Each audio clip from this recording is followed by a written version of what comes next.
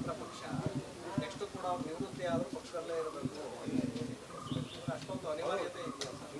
Siddaramaiah sir ಎಲ್ಲ ಇಡೀ ರಾಜ್ಯಕ್ಕಲ್ಲ ದೇಶಕ್ಕೆ ಅನಿವಾರ್ಯತೆ ಅವ್ರು ಇರೋದ್ರಿಂದ ಭಾಳಷ್ಟು ಪಾರ್ಟಿ ಕೂಡ ಭಾಳ ಒಳ್ಳೆಯದು. ಮುಂದೆ ಬರೋಂಥ ದಿನಗಳಲ್ಲಿ ಈ ಸತಿ ನೋಡಿರಲ್ಲ, ಈ ಚುನಾವಣೆ ತಾವೆಲ್ಲ ನೋಡಿರಿ. ಯಾಕಂದ್ರೆ ಅವರು ಒಂದು ರೋಲ್ ಮಾಡಲ್ಲ ಅಂತ ನಾನು ಹೇಳೋಕ್ಕೆ ಇಷ್ಟಪಡ್ತೀನಿ. ಯಾಕಂದರೆ ಇಡೀ ಉತ್ತರ ಕರ್ನಾಟಕದ ಇವಾಗ ಬಳ್ಳಾರಿ ಉದಾಹರಣೆ ತಗೊಳ್ಳಿ, 5 ತಾಲೂಕು ಕಾಂಗ್ರೆಸ್ MLAಗಳಿದ್ದೀವಿ. ಹಾಗಾಗಿ ಅವ್ರ ಕೊಡುಗೆ ಭಾಳಷ್ಟಿದೆ ಪಕ್ಷಕ್ಕೆ. ಹೊಸ ನಾಯಕತ್ವ ಇರೋ ಸೃಷ್ಟಿ ಆಗೋವರೆಗೂ ಸಿದ್ದರಾಮಯ್ಯ ಇರಲೇಬೇಕಿಲ್ಲಿ ಅಂತ ಹೇಳ್ತಿದ್ದಾರೆ.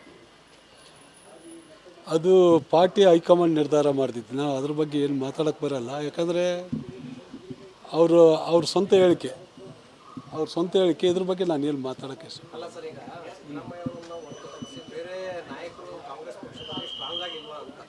ಎಲ್ಲರೂ ಇವತ್ತೇನು ಎಷ್ಟು ಜನ MLAಗಳಿದ್ದೀವಿ, ಎಲ್ಲರೂ ಸ್ಟ್ರಾಂಗ್ ಆಗಿದ್ದೀವಿ. 138 ಜನ ಏನಿದ್ದೀವಿ, ಎಲ್ಲರೂ ಸ್ಟ್ರಾಂಗ್ ಇದ್ದಾನೆ. ಅದ್ರಾಗೇನು ಬೇರೆ ಮಾತು. ಸಿದ್ದರಾಮಯ್ಯ ಕಾಂಗ್ರೆಸ್ ಅಲ್ಲಿ ದಾಖಲೆ ಬ್ರೇಕ್ ಮಾಡ್ತಾರ?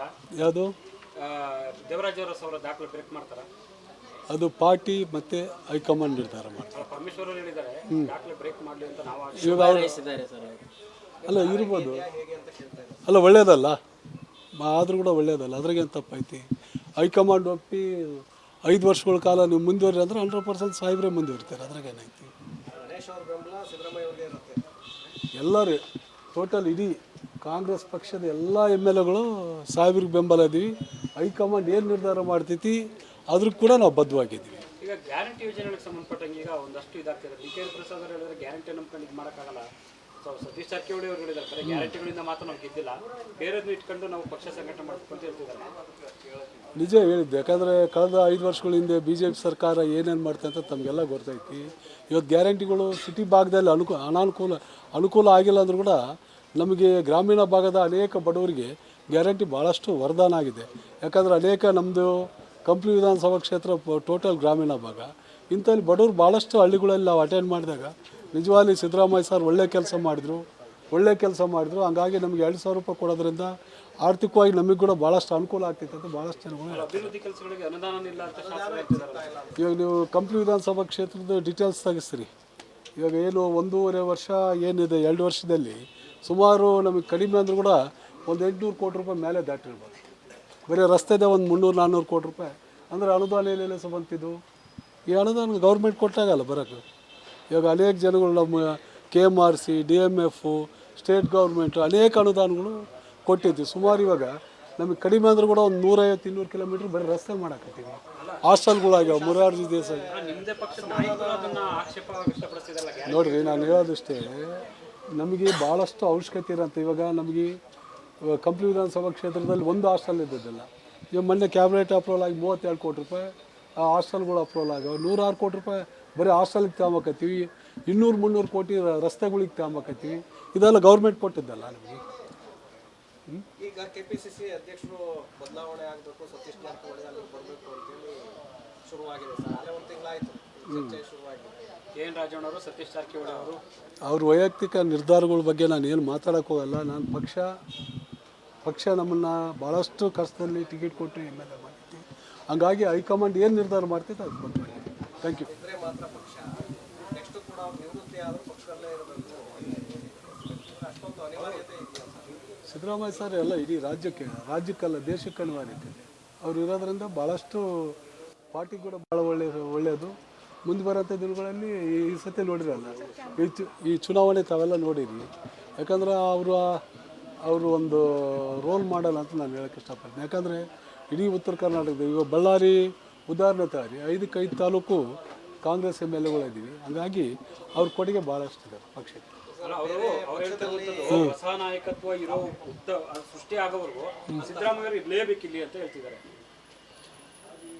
ಅದು ಪಾರ್ಟಿ ಹೈಕಮಾಂಡ್ ನಿರ್ಧಾರ ಮಾಡ್ತಿತ್ತು. ನಾವು ಅದ್ರ ಬಗ್ಗೆ ಏನು ಮಾತಾಡೋಕ್ಕೆ ಬರಲ್ಲ. ಯಾಕಂದರೆ ಅವ್ರ ಸ್ವಂತ ಹೇಳಿಕೆ ಇದ್ರ ಬಗ್ಗೆ ನಾನು ಏನು ಮಾತಾಡೋಕ್ಕೆ ಇಷ್ಟ. ಅಲ್ಲ ಸರ್, ಈಗ ಸಿದ್ದರಾಮಯ್ಯವರನ್ನ ಹೊರತುಪಡಿಸಿ ಬೇರೆ ನಾಯಕರು ಕಾಂಗ್ರೆಸ್ ಪಕ್ಷದಲ್ಲಿ ಸ್ಟ್ರಾಂಗ್ ಆಗಿಲ್ವಾ ಅಂತ? ಎಲ್ಲರೂ ಇವತ್ತೇನು ಎಷ್ಟು ಜನ MLAಗಳಿದ್ದೀವಿ, ಎಲ್ಲರೂ ಸ್ಟ್ರಾಂಗ್ ಆಗಿದ್ದೀವಿ. 138 ಜನ ಏನಿದ್ದೀವಿ, ಎಲ್ಲರೂ ಸ್ಟ್ರಾಂಗ್ ಇದ್ದಾನೆ. ಅದ್ರಾಗೇನು ಬೇರೆ ಮಾತು. ಸಿದ್ದರಾಮಯ್ಯ ಕಾಂಗ್ರೆಸ್ ಅಲ್ಲಿ ದಾಖಲೆ ಬ್ರೇಕ್ ಮಾಡ್ತಾರ? ಯಾವುದು ದೇವರಾಜ್ ಅವರ ದಾಖಲೆ ಬ್ರೇಕ್ ಮಾಡ್ತಾರ? ಅದು ಪಾರ್ಟಿ ಮತ್ತು ಹೈಕಮಾಂಡ್ ನಿರ್ಧಾರ ಮಾಡ್ತಾರೆ. ಪರಮೇಶ್ವರ್ ಅವರು ಹೇಳಿದ್ದಾರೆ ದಾಖಲೆ ಬ್ರೇಕ್ ಮಾಡಲಿ ಅಂತ ನಾವು ಇವಾಗ ಅಲ್ಲ ಇರ್ಬೋದು, ಅಲ್ಲ ಒಳ್ಳೇದಲ್ಲ, ಆದರೂ ಕೂಡ ಒಳ್ಳೇದಲ್ಲ, ಅದ್ರಾಗೇನು ತಪ್ಪೈತಿ. ಹೈಕಮಾಂಡ್ ಒಪ್ಪಿ 5 ವರ್ಷಗಳ ಕಾಲ ನೀವು ಮುಂದುವರಿ ಅಂದರೆ 100% ಸಾಹೇಬ್ರೆ ಮುಂದುವರಿತಾರೆ, ಅದ್ರಾಗೇನೈತಿ. ಗಣೇಶ್ ಅವ್ರ ಬೆಂಬಲ ಸಿದ್ದರಾಮಯ್ಯ ಅವ್ರಿಗೆ ಇರುತ್ತೆ. ಎಲ್ಲರೂ ಟೋಟಲ್ ಇಡೀ ಕಾಂಗ್ರೆಸ್ ಪಕ್ಷದ ಎಲ್ಲ MLAಗಳು ಸಾಹೇಬ್ರಿಗೆ ಬೆಂಬಲ ಇದ್ದೀವಿ.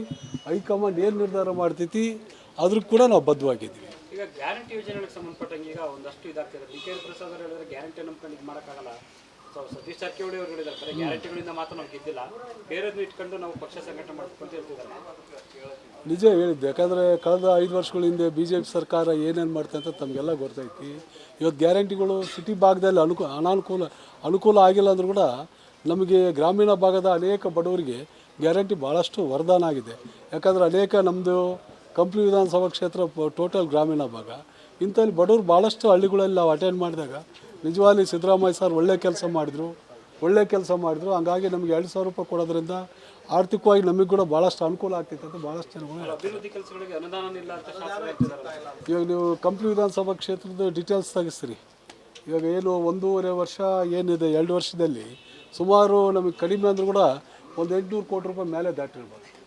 ಬರೀ ರಸ್ತೆದೇ ಒಂದು 300-400 ಕೋಟಿ ರೂಪಾಯಿ ಅಂದರೆ ಅನುದಾನ ಎಲ್ಲೆಲ್ಲ ಬಂತಿದ್ದು. ಈ ಅನುದಾನ ಗೌರ್ಮೆಂಟ್ ಕೊಟ್ಟಾಗಲ್ಲ ಬರೋಕ್ಕೆ. ಇವಾಗ ಅನೇಕ ಜನಗಳು ನಮ್ಮ KMRC, DMF, ಸ್ಟೇಟ್ ಗೌರ್ಮೆಂಟು ಅನೇಕ ಅನುದಾನಗಳು ಕೊಟ್ಟಿದ್ವಿ. ಸುಮಾರು ಇವಾಗ ನಮಗೆ ಕಡಿಮೆ ಅಂದರೂ ಕೂಡ ಒಂದು 150-200 ಕಿಲೋಮೀಟ್ರ್ ಬರೀ ರಸ್ತೆ ಮಾಡಾಕತ್ತೀವಿ. ಹಾಸ್ಟೆಲ್ಗಳಾಗ್ಯಾವ. ಮೊರಾರ್ಜಿ ದೇಸಾಯಿ ನಿಮ್ಮದೇ ಪಕ್ಷದ ನಾಯಕರು ಅದನ್ನು ಆಕ್ಷೇಪ ವ್ಯಕ್ತಪಡಿಸಿದಲ್ಲ. ನೋಡಿರಿ, ನಾನು ಹೇಳೋದಷ್ಟೇ, ನಮಗೆ ಭಾಳಷ್ಟು ಅವಶ್ಯಕತೆ ಇರೋಂಥ ಇವಾಗ ನಮಗೆ ಕಂಪ್ಲಿ ವಿಧಾನಸಭಾ ಕ್ಷೇತ್ರದಲ್ಲಿ ಒಂದು ಹಾಸ್ಟೆಲ್ ಇದ್ದದ್ದಲ್ಲ. ಈಗ ಮೊನ್ನೆ ಕ್ಯಾಬಿನೆಟ್ ಅಪ್ರೂವಲ್ ಆಗಿ 32 ಕೋಟಿ ರೂಪಾಯಿ ಆ ಹಾಸ್ಟೆಲ್ಗಳು ಅಪ್ರೂವಲ್ ಆಗ್ಯಾವ. 106 ಕೋಟಿ ರೂಪಾಯಿ ಬರೀ ಹಾಸ್ಟೆಲ್ಗೆ ತಗೊಂಬಕತ್ತೀವಿ. 200-300 ಕೋಟಿ ರಸ್ತೆಗಳಿಗೆ ತಗೊಂಬಕತ್ತೀವಿ. ಇದೆಲ್ಲ ಗೌರ್ಮೆಂಟ್ ಕೊಟ್ಟಿದ್ದಲ್ಲ ನಮಗೆ. ಈಗ KPCC ಅಧ್ಯಕ್ಷರು ಬದಲಾವಣೆ ಆಗಬೇಕು, ಸತೀಶ್ ಜಾರಕಿಹೊಳಿ ಅಲ್ಲಿಗೆ ಬರಬೇಕು ಅಂತೇಳಿ ಶುರುವಾಗಿದೆ ಸರ್. ಅಲ್ಲೇ ಒಂದು ತಿಂಗಳಾಯಿತು ಚರ್ಚೆ ಶುರುವಾಗಿದೆ. KN ರಾಜಣ್ಣವರು, ಸತೀಶ್ ಜಾರಕಿಹೊಳಿ ಅವರು ಅವ್ರ ವೈಯಕ್ತಿಕ ನಿರ್ಧಾರಗಳ ಬಗ್ಗೆ ನಾನು ಏನು ಮಾತಾಡೋಕ್ಕೆ ಹೋಗಲ್ಲ. ನಾನು ಪಕ್ಷ ನಮ್ಮನ್ನು ಭಾಳಷ್ಟು ಕಷ್ಟದಲ್ಲಿ ಟಿಕೆಟ್ ಕೊಟ್ಟು MLA ಮಾಡಿದ್ವಿ. ಹಂಗಾಗಿ ಹೈಕಮಾಂಡ್ ಏನು ನಿರ್ಧಾರ ಮಾಡ್ತೈತೆ ಅದು ಬಂದ್ವಿ. Thank you. ಇದ್ರೆ ಮಾತ್ರ ಪಕ್ಷ ನೆಕ್ಸ್ಟ್ ಕೂಡ ಅವ್ರು ನಿವೃತ್ತಿ ಆದರೂ ಪಕ್ಷದಲ್ಲೇ ಇರಬೇಕು, ಅಷ್ಟೊಂದು ಅನಿವಾರ್ಯತೆ ಇದೆಯಾ ಸರ್? ಸಿದ್ದರಾಮಯ್ಯ ಸರ್ ಎಲ್ಲ ಇಡೀ ರಾಜ್ಯಕ್ಕಲ್ಲ ದೇಶಕ್ಕೆ ಅನಿವಾರ್ಯತೆ ಇದೆ. ಅವ್ರು ಇರೋದ್ರಿಂದ ಭಾಳಷ್ಟು ಪಾರ್ಟಿ ಕೂಡ ಭಾಳ ಒಳ್ಳೆಯದು.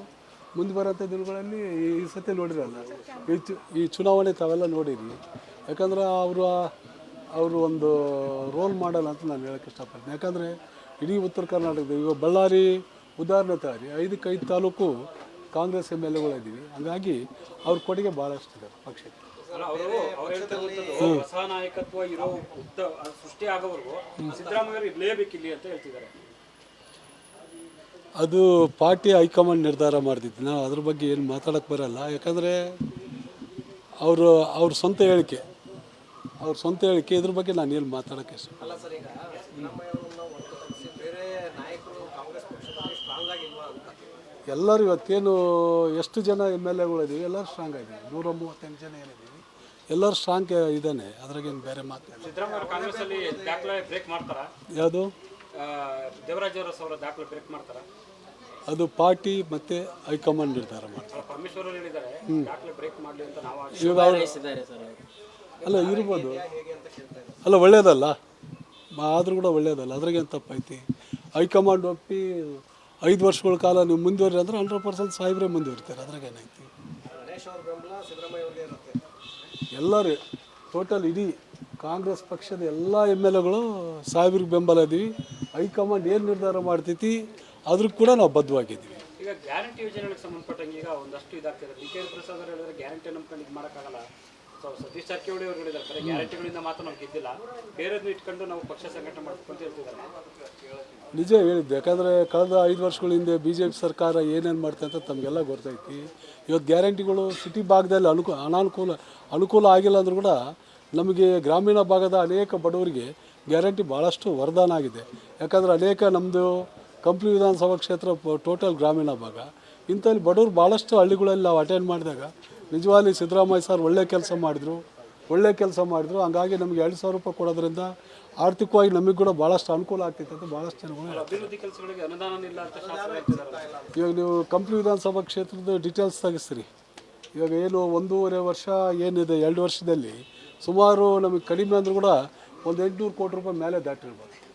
ಬರೀ ರಸ್ತೆದೇ ಒಂದು 300-400 ಕೋಟಿ ರೂಪಾಯಿ ಅಂದರೆ ಅನುದಾನ ಏನೆಲ್ಲ ಬಂತಿದ್ದು. ಈ ಅನುದಾನ ಗೌರ್ಮೆಂಟ್ ಕೊಟ್ಟಾಗಲ್ಲ ಬರೋಕ್ಕೆ. ಇವಾಗ ಅನೇಕ ಜನಗಳು ನಮ್ಮ KMRC, DMF, ಸ್ಟೇಟ್ ಗೌರ್ಮೆಂಟು ಅನೇಕ ಅನುದಾನಗಳು ಕೊಟ್ಟಿದ್ವಿ. ಸುಮಾರು ಇವಾಗ ನಮಗೆ ಕಡಿಮೆ ಅಂದರೂ ಕೂಡ ಒಂದು 150-200 ಕಿಲೋಮೀಟ್ರ್ ಬರೀ ರಸ್ತೆ ಮಾಡಾಕತ್ತೀವಿ. ಹಾಸ್ಟೆಲ್ಗಳಾಗ್ಯಾವ. ಮೊರಾರ್ಜಿ ದೇಸಾಯಿ ನಿಮ್ಮದೇ ಪಕ್ಷದ ನಾಯಕರು ಅದನ್ನ ಆಕ್ಷೇಪ ವ್ಯಕ್ತಪಡಿಸಿದಾರಲ್ಲ. ನೋಡಿರಿ, ನಾನು ಹೇಳೋದಷ್ಟೇ, ನಮಗೆ ಭಾಳಷ್ಟು ಅವಶ್ಯಕತೆ ಇರೋಂಥ ಇವಾಗ ನಮಗೆ ಕಂಪ್ಲಿ ವಿಧಾನಸಭಾ ಕ್ಷೇತ್ರದಲ್ಲಿ ಒಂದು ಹಾಸ್ಟೆಲ್ ಇದ್ದದ್ದಲ್ಲ. ಇವಾಗ ಮೊನ್ನೆ ಕ್ಯಾಬಿನೆಟ್ ಅಪ್ರೂವಲ್ ಆಗಿ 32 ಕೋಟಿ ರೂಪಾಯಿ ಆ ಹಾಸ್ಟೆಲ್ಗಳು ಅಪ್ರೂವಲ್ ಆಗ್ಯಾವ. 106 ಕೋಟಿ ರೂಪಾಯಿ ಬರೀ ಹಾಸ್ಟೆಲ್ಗೆ ತಗೊಂಬಕತ್ತೀವಿ. 200-300 ಕೋಟಿ ರಸ್ತೆಗಳಿಗೆ ತಗೊಂಬಕತ್ತೀವಿ. ಇದೆಲ್ಲ ಗೌರ್ಮೆಂಟ್ ಕೊಟ್ಟಿದ್ದಲ್ಲ ನಮಗೆ. ಈಗ KPCC ಅಧ್ಯಕ್ಷರು ಬದಲಾವಣೆ ಆಗಬೇಕು, ಸತೀಶ್ ಜಾರಕಿಹೊಳಿ ಅಲ್ಲಿಗೆ ಬರಬೇಕು ಅಂತೇಳಿ ಶುರುವಾಗಿದೆ ಸರ್. ಅಲ್ಲೇ ಒಂದು ತಿಂಗಳಾಯಿತು ಚರ್ಚೆ ಶುರುವಾಗಿದೆ. KN ರಾಜಣ್ಣವರು, ಸತೀಶ್ ಜಾರಕಿಹೊಳಿ ಅವರು ಅವ್ರ ವೈಯಕ್ತಿಕ ನಿರ್ಧಾರಗಳ ಬಗ್ಗೆ ನಾನು ಏನು ಮಾತಾಡೋಕ್ಕೆ ಹೋಗಲ್ಲ. ನಾನು ಪಕ್ಷ ನಮ್ಮನ್ನು ಭಾಳಷ್ಟು ಕಷ್ಟದಲ್ಲಿ ಟಿಕೆಟ್ ಕೊಟ್ಟು MLA ಮಾಡಿದ್ವಿ. ಹಂಗಾಗಿ ಹೈಕಮಾಂಡ್ ಏನು ನಿರ್ಧಾರ ಮಾಡ್ತೈತೆ ಅದು